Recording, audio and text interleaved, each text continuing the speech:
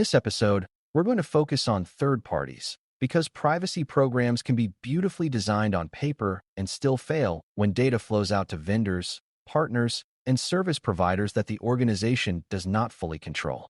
For the Certified Information Privacy Technologist, CIPT, exam, third-party risk is a high-yield topic because it combines data lifecycle thinking, accountability, transparency, and operational discipline, and exam questions love to hide these ideas inside a vendor scenario. Beginners often assume that a signed contract equals safety, or that a security questionnaire equals an audit, but blind spots usually come from gaps between what you think a third party is doing and what they are actually doing. Auditing third-party privacy risk is about making those gaps visible, narrowing the scope of data sharing to what is necessary, and putting ongoing checks in place so changes do not silently expand risk. The goal is not to distrust everyone. The goal is to create clarity, enforceable commitments, and evidence that those commitments are being kept. By the end, you should understand what third-party privacy risk looks like, where blind spots come from, and how to audit in a way that is practical and exam-ready. Before we continue, a quick note. This audio course is a companion to our course companion books. The first book is about the exam and provides detailed information on how to pass it best. The second book is a Kindle-only ebook that contains 1,000 flashcards that can be used on your mobile device or Kindle. Check them both out at cyber.author.me in the Bare Metal Study Guide series. Third-party privacy risk starts with a simple reality. When your data leaves your direct systems, you lose some control, but you do not lose responsibility. Even if a vendor is responsible for operating a service, your organization is still accountable for the decision to share data and for the outcomes that affect individuals. That means auditing is not optional busy work. It is how you maintain accountability across a boundary you cannot fully see. A vendor may process data in a different environment, use subprocessors, store data in multiple locations, or keep logs longer than you expect, and each of those behaviors can change privacy risk. Blind spots appear when organizations treat vendor onboarding as a one-time event rather than a life cycle. Another common blind spot is assuming the vendor's marketing description is the same as their operational reality. Auditing is the discipline of verifying reality, documenting it, and ensuring it matches what you told users and what you promised internally. A strong starting point for auditing is to define the relationship and the processing purpose in concrete terms. You want to know why the vendor is involved, what service they provide, and what exact processing they perform on your data. This is where beginners often stay too vague, saying a vendor provides analytics or hosting without clarifying what data is sent, what identifiers are included, and what transformations occur. From a privacy technology viewpoint, the most important early question is what data elements are shared, because privacy risk is often driven by identifiability and sensitivity. You also want to know whether the vendor is acting only on your instructions or whether they have any freedom to use data for their own purposes. Even without deep legal detail, you can understand the practical risk difference between a vendor that is constrained to your purposes and a vendor that can reuse data. The exam may present a vendor scenario and ask for the best next step, and a high-yield answer pattern is to clarify scope and purpose before you evaluate controls. Once scope is clear, the next audit move is data minimization, because sharing less data is often the strongest and simplest risk reduction. If a vendor does not need a direct identifier, you can often use a scope token or an internal reference instead.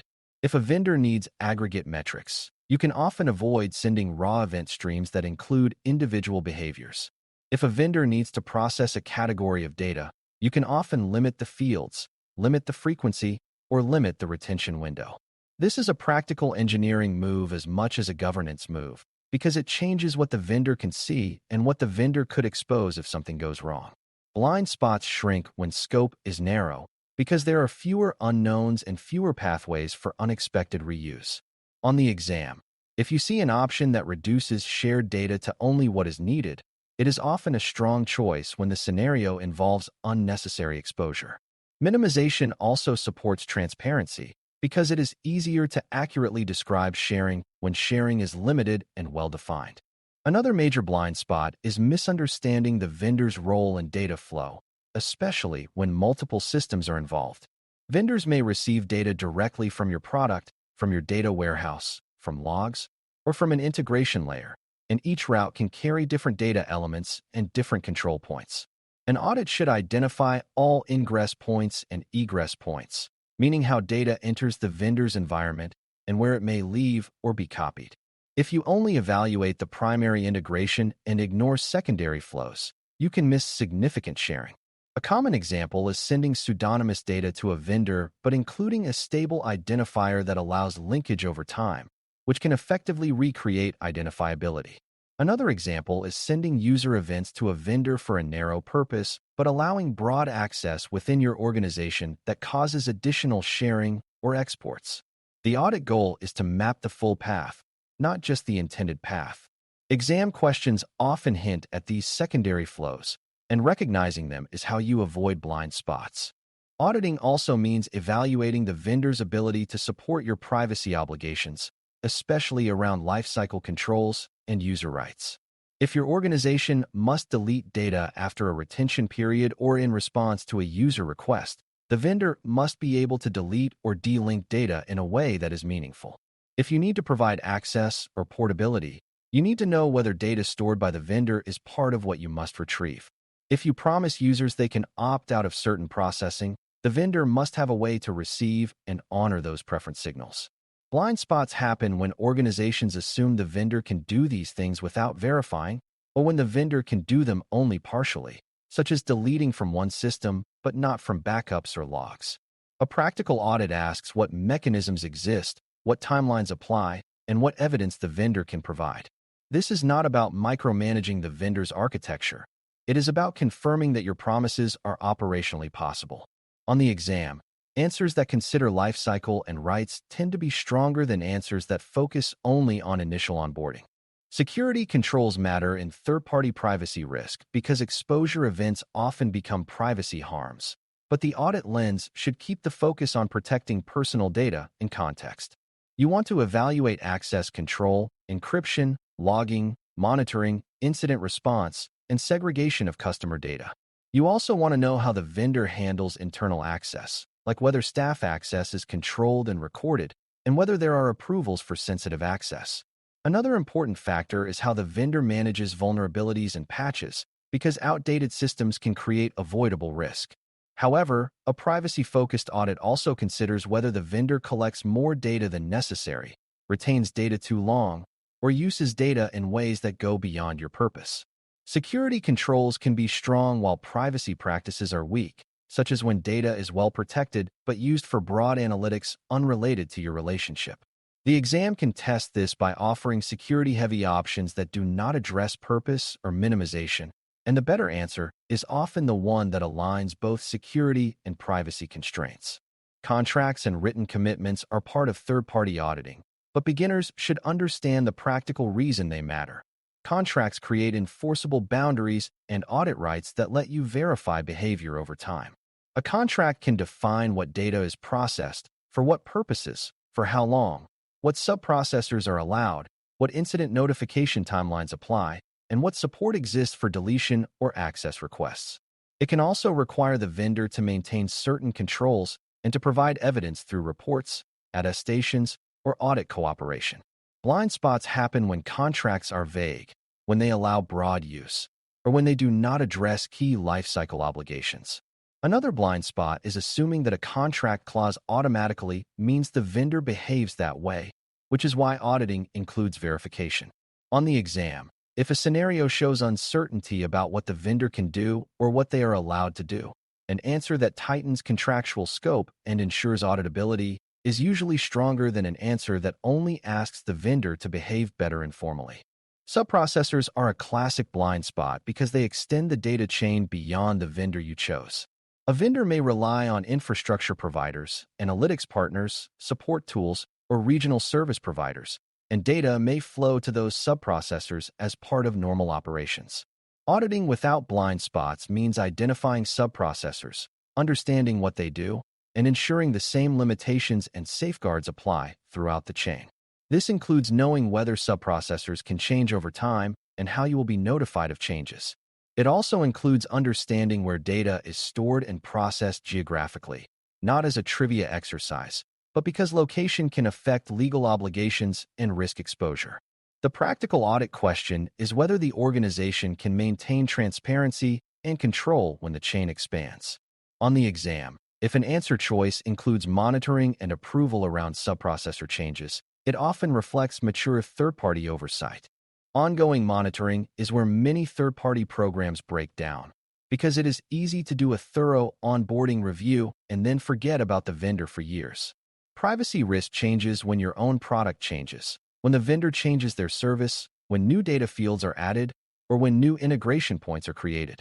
A mature approach includes periodic reviews, triggers for reevaluation, and data flow checks when major changes occur. Monitoring can include reviewing usage patterns, verifying retention behavior, confirming that opt-out signals are applied, and checking that audit artifacts remain current. It can also include tracking incidents and near misses, because repeated issues can signal a deeper control weakness. The goal is not constant surveillance, but a reasonable cadence that catches drift. Exam scenarios may describe a vendor relationship that quietly expanded in scope, and the best answer often involves strengthening monitoring and change-triggered reassessment.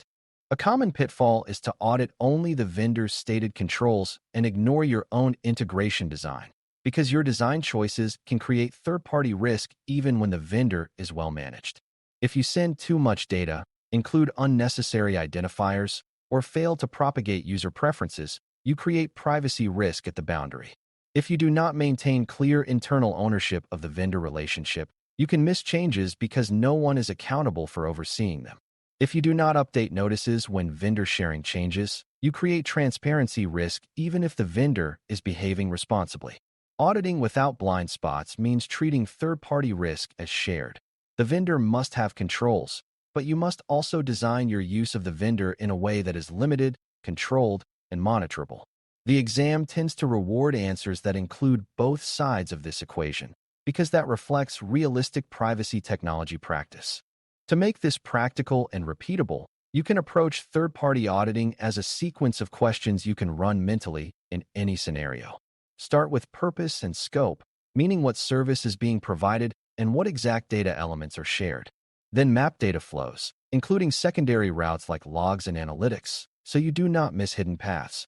Next, check lifecycle and rights support, meaning whether retention, deletion, opt-out, and access obligations can be met with the vendor in the chain. Then evaluate safeguards, including access control, encryption, segregation, monitoring, and incident response readiness. After that, confirm enforceable boundaries through contract terms, audit rights, and subprocessor controls, and ensure ongoing monitoring exists so drift is caught. Finally, connect the audit back to user trust by ensuring notices remain accurate and that internal accountability is clear. If you can run this sequence, you will avoid the most common blind spots, and you will be prepared for exam questions that test maturity of third-party oversight. When you can audit third-party privacy risk without blind spots, you are essentially extending your privacy program across boundaries in a way that remains accountable, transparent, and resilient. The CIPT exam rewards this skill because third parties are one of the most common sources of real-world privacy incidents and regulatory scrutiny, and because vendor scenarios naturally test integrated thinking. If you keep your focus on scope, data flows, lifecycle obligations, enforceable boundaries, and ongoing monitoring, you will be able to pick answers that reduce risk at the source rather than only reacting after harm occurs. You do not need to become an auditor in the formal sense to do well. You need to adopt an audit mindset that verifies reality and closes gaps. That mindset is what turns vendor management from a paperwork exercise into a privacy engineering practice that protects users and supports trustworthy systems. Thanks for listening. For more audio courses, daily newsletters, and more, please visit baremetalcyber.com.